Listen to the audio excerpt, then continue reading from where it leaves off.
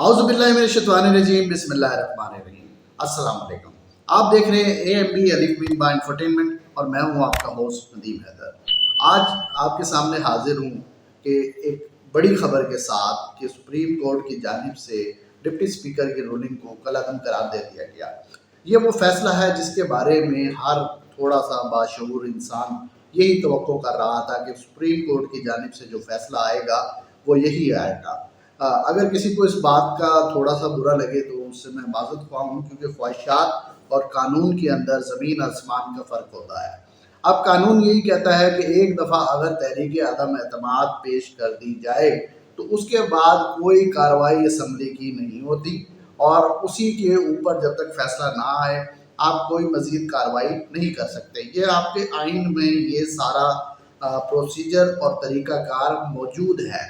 लेकिन बात यह है कि इससे पहले जो तहरीक अदम एतमाद लाई गई थी वो 89 में मोहतरमा बेनज़ीर भुट्टो के ख़िलाफ़ नवाज शरीफ लेकर आए थे और उसके अंदर उनके पास जो पैसा उन्होंने इस्तेमाल किया था वो उसामा बिन लादेन का पैसा इस्तेमाल किया था। तो वो तहरीक अदम एतमाद आने के दौरान ही सदर की जानिब से असम्बलियाँ तहलील कर दी गई थी। उस वक्त सदर के पास इख्तियार था, लेकिन अब सदर के पास इस चीज़ का इख्तियार नहीं है। वज़ीर आज़म इसके ऊपर एडवाइस नहीं दे सकते थे। लेकिन अब जो लोग PTI के हामी हैं तो उनसे सबसे बड़ा जो गुजारिश यही होती है कि इख्तिलाफ़ राय को थोड़ा सा बर्दाश्त करें। तो ये उनके अंदर बहुत ज़्यादा एक बहुत बड़ी कमी है। जब ये देखते हैं कि कोई भी शख्स उनके ऊपर तनकीद कर रहा है या उनको आईना दिखा रहा है तो वो ज़ाती अटैक पर उसके ऊपर एक उतर आते हैं। लेकिन अब क्या कर सकते हैं इसके बारे में कि अब एक इल्ज़ाम ये दिया जा रहा है कि जो कुछ करा रहा है वो अमेरिका करवा रहा है, अमेरिका है इसके पीछे और कोई नहीं है। ये एक बयानिया है जिसके साथ इमरान खान साहब अगले इलेक्शन में जाना चाहते हैं और इस बयानिए के तहत उनकी ये सोच है कि इसके साथ वो कामयाब हो जाएंगे और भारी अक्सरियत के साथ वो एक दफ़ा फिर जो है हुकूमत में आएंगे और वो पाकिस्तान के ऊपर हुकूमत करेंगे। यानी पाकिस्तान की आवाम को जो जिस तरह से पहले एक दफ़ा 3 साढ़े 3 साल महंगाई के बेलने में दिया तो वो 5 साल के लिए मज़ीद आएंगे और वो 5 साल में क्या करेंगे क्या नहीं करेंगे ये खैर वो बेहतर जानते हैं। लेकिन जो एक बयानिया उनका बयानिया ये है कि जो करा रहा है अमेरिका करा रहा है। और जैसा कि मैंने कहा कि बचपन से हम ये सुनते आ रहे हैं, जब से अब तक शुरू से और अब तक ये सुन रहे हैं कि पाकिस्तान के अंदर जो कराता है अमेरिका कराता है और नहीं कराता। अगर ये बयानिया लेकर इलेक्शन जीतना होता किसी ने तो इस वक्त जमात इस्लामी जो है पता नहीं कितनी बार हुकूमत बना चुकी होती।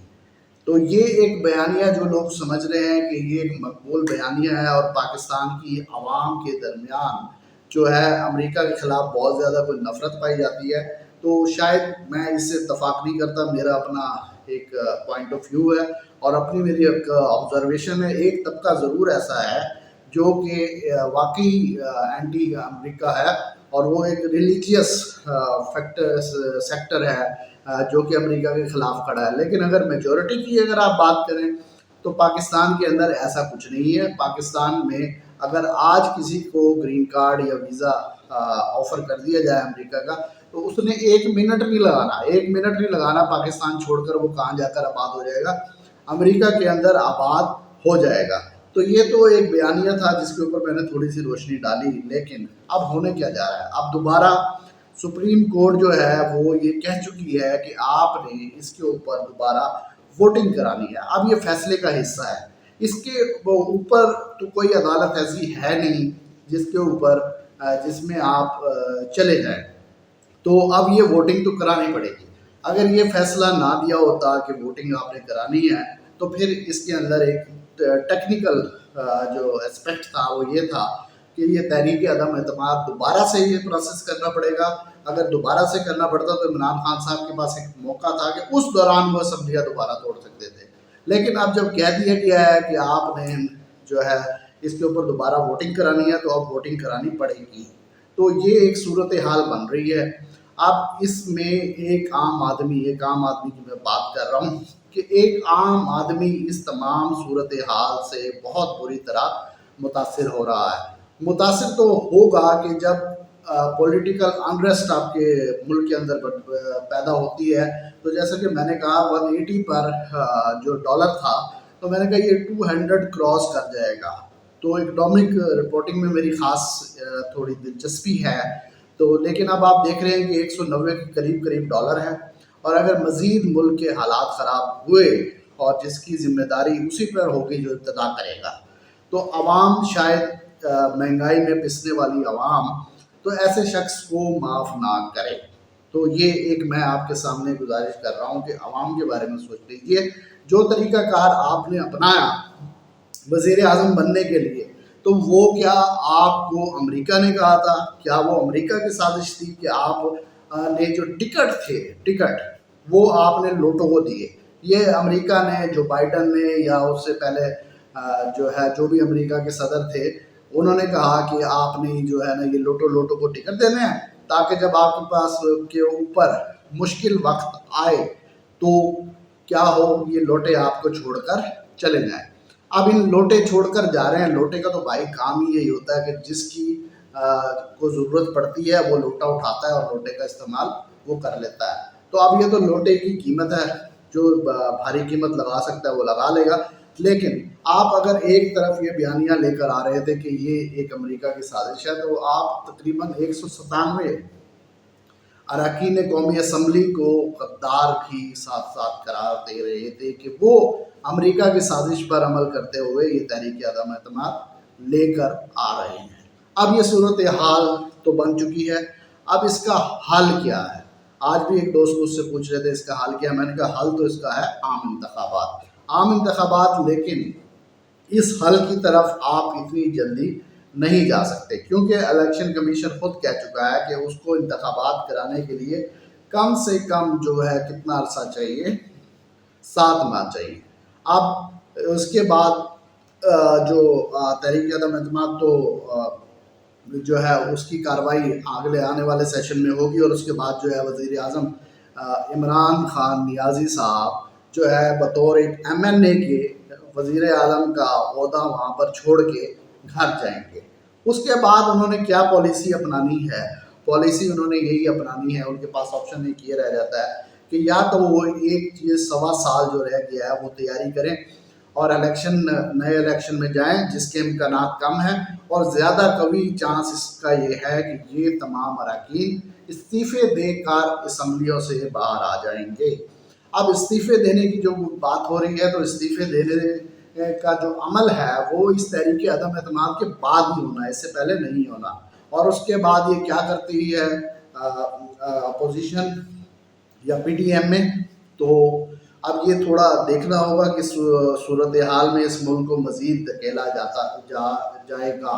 لیکن میں بار بار آپ سے یہ گزارش کر رہا ہوں کہ ہم اس چیز کے متحمل نہیں ہو سکتے کہ یہاں پر مزید اس صورتحال کو لیگر آن یا اس کو طول دیا جائے۔ تو لہذا گزارش یہ ہے کہ جو بھی فیصلہ کرنا ہے وہ آپ ملک کے وسیع تر مفاد میں کریں۔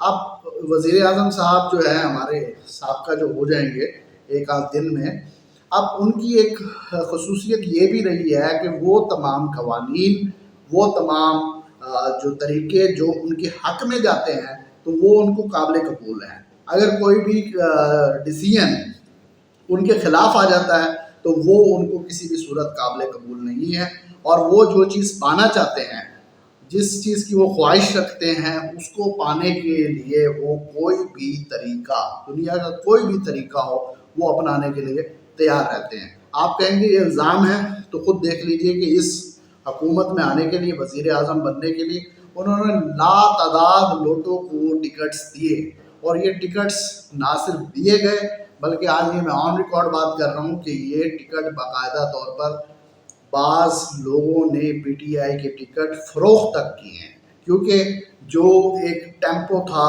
ایک ہوا چلی ہوئی تھی پاکستان تحریک انصاف کی، شاید وہ آنے والے وقت میں چلے یا نہ چلے، لیکن اس میں سب کو نظر آ رہا تھا کہ کس نے جیتنا ہے، پاکستان تحریک انصاف نے جیتنا ہے۔ لیکن اس کے باوجود شارٹ کٹ اپنایا گیا، اور شارٹ کٹ کیا تھا؟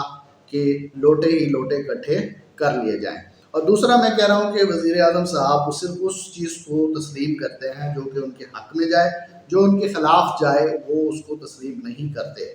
इसकी एग्जांपल मैं आपके सामने दूँ, रावी अर्बन डेवलपमेंट अथॉरिटी, जिसके बारे में लाहौर हाई कोर्ट ने फैसला दिया कि आप लाहौर का ग्रीन बफर जोन ख़त्म नहीं कर सकते। ये लाहौर हाई कोर्ट का फैसला है। वक़ार अहमद शेख साहब इसके जो हमारे दोस्त हैं वो इसमें बतौर वकील पेश हुए और उन्होंने ये केस जीता। जैसे ही लाहौर हाई कोर्ट का ये फैसला आता है तो वज़ीर आज़म साहब, ये पहली दफ़ा हमने देखने में आया कि कोई मुल्क का वज़ीर आज़म हाई कोर्ट के अदालत के फैसले खिलाफ फैसला आने के बाद उस मौके पर हुकूमती मशीनरी के साथ पहुंच जाए और वहां जाकर ये बताए कि नहीं, ये जो हम केस हमने लड़ा है ये ठीक नहीं लड़ा और ये केस अब कैसे लड़ना है इसके बारे में मैं बताऊंगा।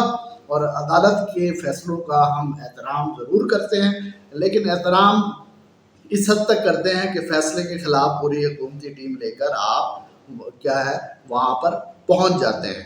इसी तरह जो सूरत हाल है, यही वो तमाम अनासिर हैं कि जो कि एक आम शख्स को सोचने पर मजबूर कर रहे हैं कि भाई ये जो पुराना पाकिस्तान था ये नए पाकिस्तान से बहुत हद तक क्या था, बेहतर था। लेकिन इसके साथ मैं ये कहूँगा कि अभी कहानी ख़त्म नहीं हुई, अभी मज़ीद जो है ये सिलसिला अब तसादुम की तरफ जाता है या फिर हल की तरफ जाता है, ये हम देखेंगे। लेकिन आपसे ये मैं गुजारिश करूँगा कि अगर ये चीज़ मज़ीद तसादुम की तरफ गई तो उसका नुकसान सिर्फ़ और सिर्फ किसको होना है, एक आम शख्स को होना है। और मेरे एक दोस्त है, मैंने कहा आम शख्स उसका क्या बनेगा, उन्होंने कहा उसका काम तो सिर्फ क्या, सिर्फ इलेक्शन में बिरयानी की प्लेट खाने तक होता है और उसके बाद उसका काम ख़त्म हो जाता है। तो सुप्रीम कोर्ट अपना फैसला दे चुकी है और जो ये है 5-0 से यानी मुत्तफ़िक़ा तौर पर उन्होंने ये फैसला दिया कि सुप्रीम जो हमारे डिप्टी स्पीकर कासिम सूरी, जिनको शेरशाह सूरी बना दिया गया था, ये रूलिंग जो उन्होंने दी है ये कलअदम है, ये दे नहीं सकते थे। तो भाई बात ये है, जो कानून है, आइन है, उसका एहतराम अगर हमारी टॉप एग्जीक्यूटिव नहीं करेगी तो फिर कौन करेगा। तो आइए देखते हैं कि आने वाले दिनों में क्या होता है और ये दुआ करते हैं कि हमारा मुल्क किसी भी किस्म के तसादुम की तरफ ना जाए, क्योंकि महंगाई एक दफ़ा फिर अपना सर उठा रही है और एक आम इंसान इसमें बहुत बुरी तरह मुतासिर होगा। अगर आपको मेरी ये वीडियो पसंद आए तो मेरे इसको लाइक करें, मेरे चैनल को सब्सक्राइब करें और शेयर करें, और कोई भी क्वेश्चन हो तो कमेंट्स में लाजमी पूछें। Thank you very much.